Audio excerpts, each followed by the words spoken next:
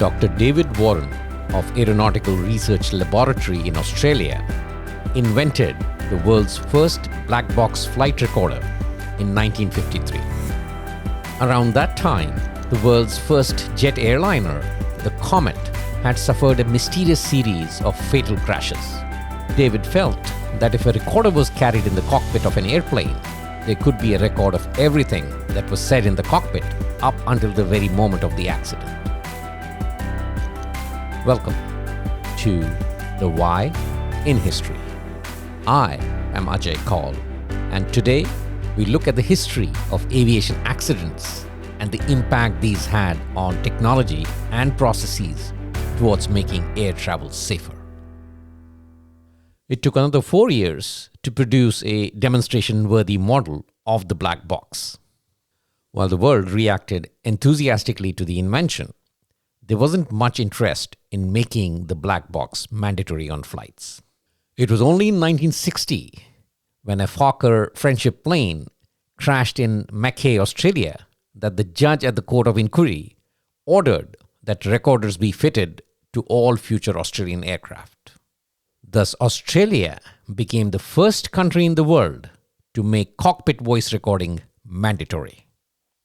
But several years before this milestone, in June of 1956, US Aviation witnessed the worst airline accident at that time when two commercial aircraft collided mid-air over the Grand Canyon. All 128 passengers and crew members were killed in this accident. TWA Flight 2 was carrying 64 passengers from Los Angeles to Kansas City with Captain Jack Gandy in command. It departed LAX at 9:01 a.m. local time. 3 minutes later, at 9:04 a.m. local time, United Airlines Flight 718 took off from LAX as well, bound for New York via Chicago and Philadelphia. Captain Robert Shirley was commandeering this flight. The United Airlines was a Douglas DC-7 jet, and the TWA was a Lockheed L-1049 Super Constellation. At the time of takeoff, both aircraft were flying in separate directions. However, one point to note is that in 1956, aircraft didn't communicate directly with the controllers, but through their respective company radio operators. So the TWA Flight 2 would call the TWA radio operator or dispatcher, who in turn would get in touch with the air traffic controller to seek any clearance if needed. About 20 minutes into its flight, TWA Flight 2 requested its radio operator to get permission to climb to 21,000 feet. The radio operator contacted the air traffic controllers in LA and Salt Lake City, and the request was denied.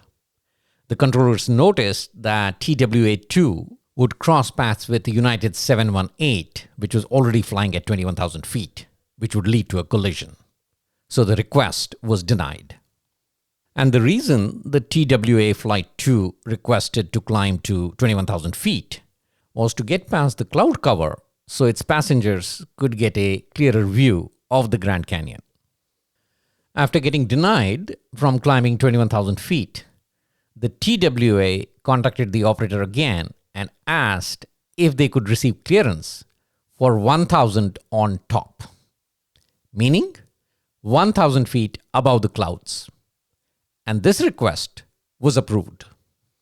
And by flying on top of the clouds, the aircraft would switch to VFR, or Visual Flight Rules, meaning the pilot would be visually looking for other aircraft in the vicinity to avoid any collision.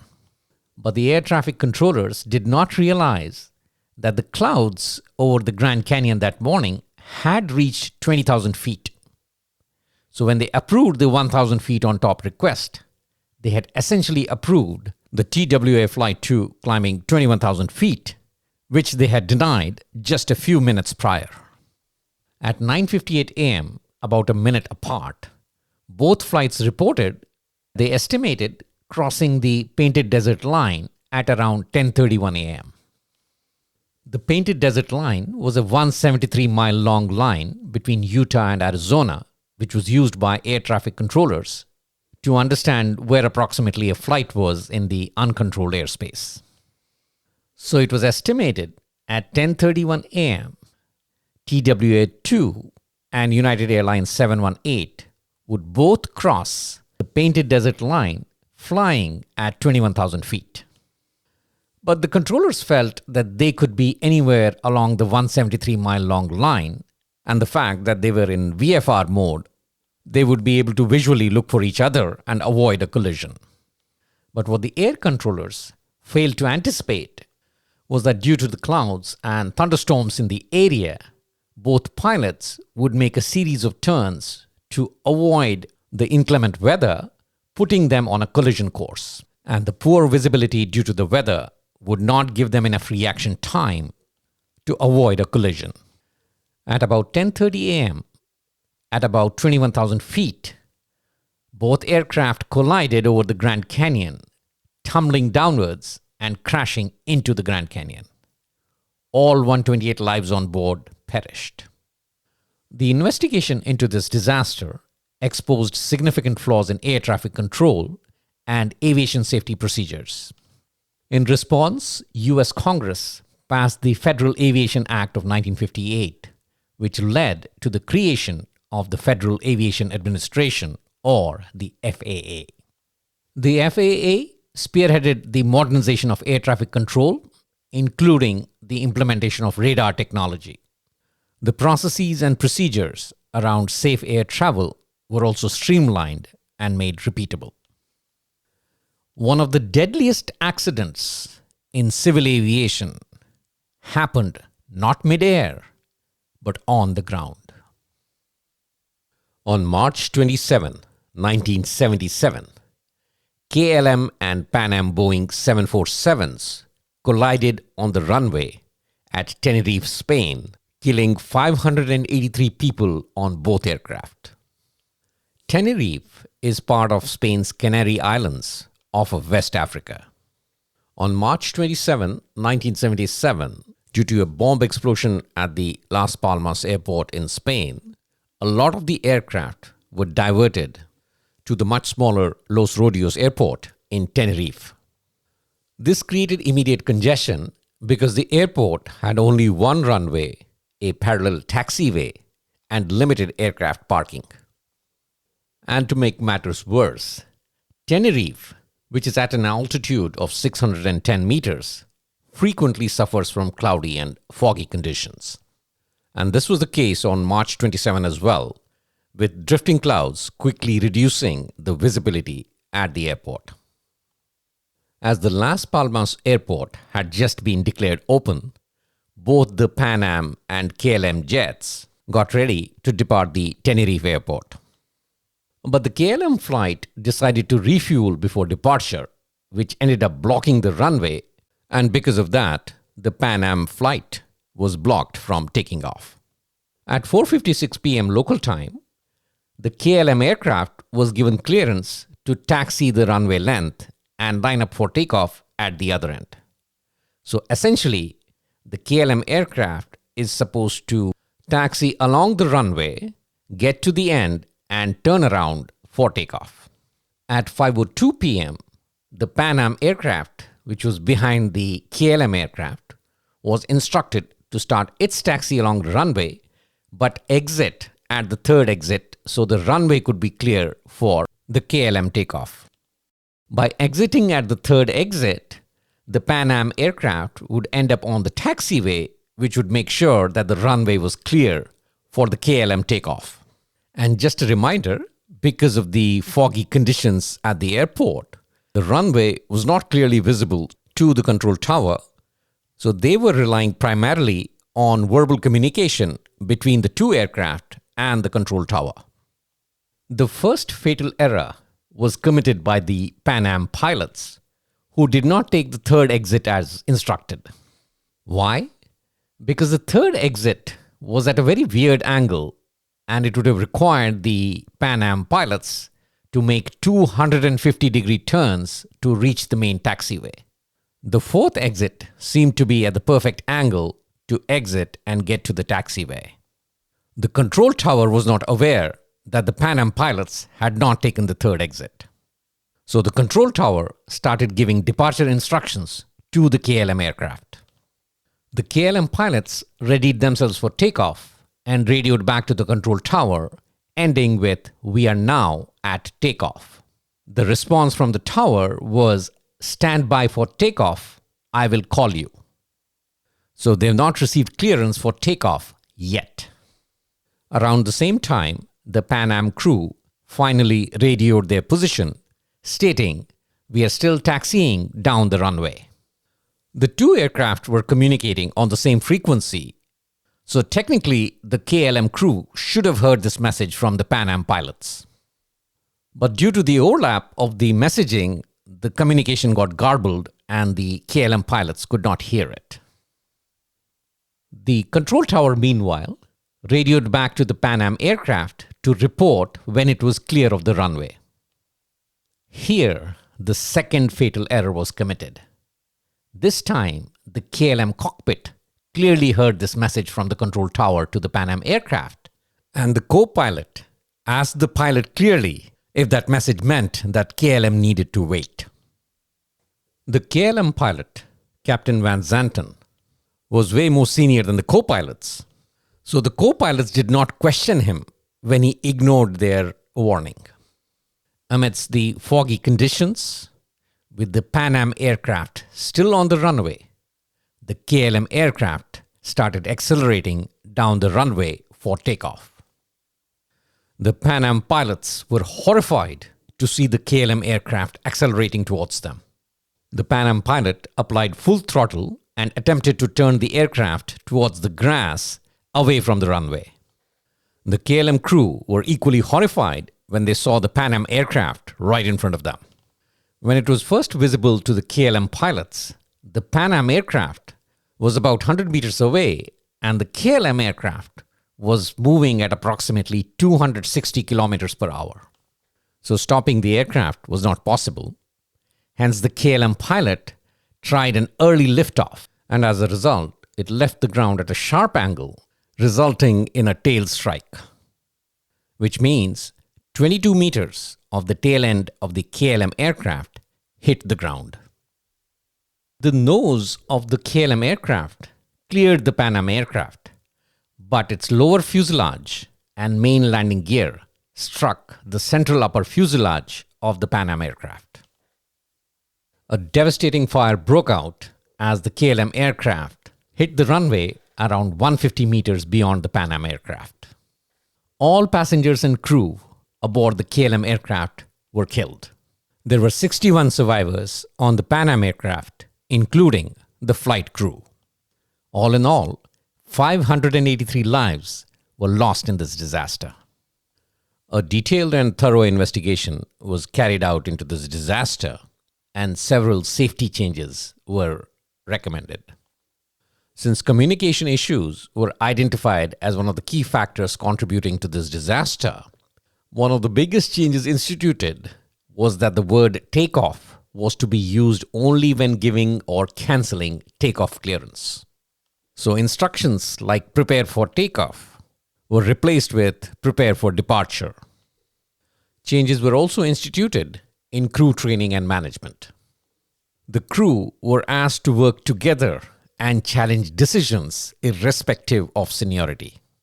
And improvements were made to enhance safety in low visibility, including advanced runway lighting, instrument landing systems, and ground radar. MH370 was not the first flight to vanish midair without a distress signal. On June 1st, 2009, Air France Flight 447, traveling from Rio de Janeiro to Paris, disappeared in a radar dead zone over the mid-Atlantic. It was an Airbus A330 with 228 people on board when it vanished into the night without a distress call. Over this segment of the Atlantic Ocean, which is outside of ground radar coverage, air traffic controllers relied on pilots to radio their position at various assigned waypoints. About 4 hours after takeoff, the pilots failed to make such a radio contact, and the on-ground controllers were unable to communicate with the plane. So a massive search operation was initiated, and within a week, the remains of some victims and several items of wreckage, including a large portion of the plane's vertical tail, were recovered. The black box, though, was yet to be found. And while the search for the black boxes continued, a lot of theories about the potential causes for the crash started floating on the internet. When an aircraft flies across the equator, it enters an area which is known as the ITCZ, or the Intertropical Convergence Zone. Easterly trade winds from both hemispheres collide, forcing humid air from the oceans upwards. Because of this, thunderstorms as high as 60,000 feet are possible.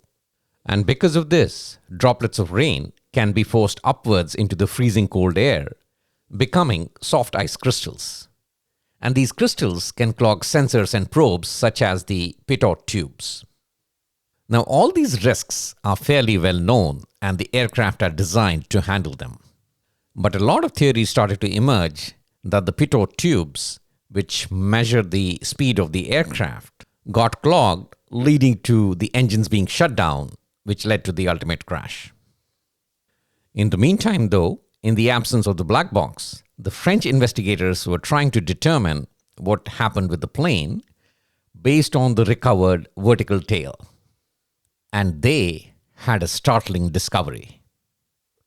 It seemed like the plane had landed in the ocean on its belly, not in a nosedive position, which meant theories like a mid-air crash had to be ruled out.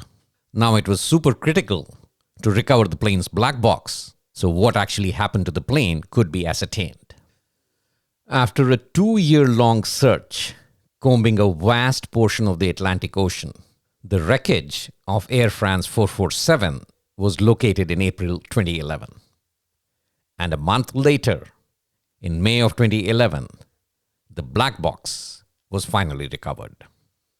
The black box comprises 2 components, a flight data recorder and a cockpit voice recorder.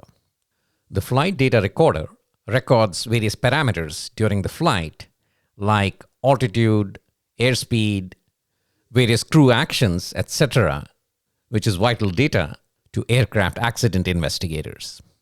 The second component is the cockpit voice recorder, which records all communication in the cockpit between the pilots.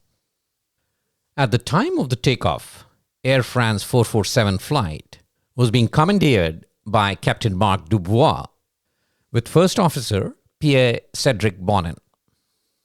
Bonin was an inexperienced pilot with just 2,000 hours of flying who had come through Air France's in-house training program. And there was also First Officer David Robert, who was the fill-in pilot, and he was slated to fill in for Captain Marc Dubois mid-flight so that Dubois could get his legally mandated rest. The fill-in pilot, David Robert, had flown in on the inbound flight to Rio de Janeiro, and that was his first trip in 3 months. Now, as the plane entered the dead zone, it was advised by the Brazilian air traffic control to maintain an altitude of 35,000 feet. The pilots in the cockpit debated whether they needed to climb 37,000 feet to avoid turbulence, but since that was close to their maximum altitude, they refrained from doing so. Why not climb up to 36,000 feet instead? Well, in the radar dead zone, planes were kept apart by keeping northbound traffic on odd flight levels and southbound traffic on even flight levels. So since Flight 447 was northbound, it could either be at 35,000 feet or 37,000 feet. Around mid-flight, Captain Robert David stepped into the cockpit to replace Captain Marc Dubois. So now, was Captain Robert David the pilot in command? Not sure, because this was not communicated when Captain Marc Dubois left the cockpit. Now, as expected under the turbulent conditions, as the plane progressed, the pitot tubes got filled with ice, leading to invalid airspeed readings. So at 2:10 a.m., with the airspeed sensors reading invalid data, the autopilot disconnected with the corresponding warnings. This meant the plane now needed to be flown manually. First Officer Bonin immediately announced, "I have the controls," and took control of manually flying the flight. And as he took control, First Officer Bonin's natural instincts kicked in, and he started directing the plane upwards. And as he did that, the plane's stall warning activated, informing him that the angle of attack was dangerously high. First Officer Robert David did notice that the plane was going up, and he immediately instructed First Officer Bonin to go back down. "According to the instruments, we are going up, so go back down." Bonin acknowledged, but the plane kept climbing. At this point, it was clear that both pilots were confused and in a state of panic, so First Officer Robert summoned for Captain Dubois, ringing the call button with urgency. At this point, the plane's warnings began to call out, "Stall, stall," and Flight 447, which had reached a peak altitude of 38,000 feet, stalled and began to descend. The plane was falling towards the ocean at a rate of 10,000 feet per minute, and First Officer Bonin acknowledged, "I don't have control of the airplane at all." At that moment, Captain Dubois returned to the cockpit, and instead of taking over the controls immediately, he started glancing at the instruments in an advisory mode. Both first officers asked Captain Dubois what they needed to do, but Dubois continued to look over their shoulders, trying to make sense of what was going on. First Officer Robert told Bonin that he was going down and he needed to climb, and at that point, Bonin told him, "I have been at maximum nose-up for a while." And it was at that moment that Captain Marc Dubois finally understood what was happening, and he shouted, "No, no, no, don't climb." The nose of the aircraft needed to be pointed downwards to get the thrust. But at this point, the plane was at 4,000 feet, and it was far too late to recover by pitching down. Shortly after, Air France Flight 447 slammed belly first into the Atlantic Ocean, taking 228 lives with it. Clearly, this was pilot error. But more than that, it was a massive blunder. None of the two first officers in the cockpit at that time displayed any aeronautical common sense. But why? The answer lay in autopilot. Air France realized with a shock that its pilots were not trained to recover from high-altitude stalls. There was a heavy reliance on autopilot. And subsequently, the disaster from Flight 447 ended up being a turning point with respect to approach towards automation. Flight training across the US and Europe was updated to focus back on basic piloting and aeronautical skills. High-altitude stalls became a major training topic, and confronting pilots with extreme situations and forcing them to fly their way out of it became mandatory in the curriculum across the United States and Europe. The training bore fruit, and there was a marked decline in the number of major airline accidents in the second half of the 2010s. And on that note, we end this section of the program. On to the quiz section.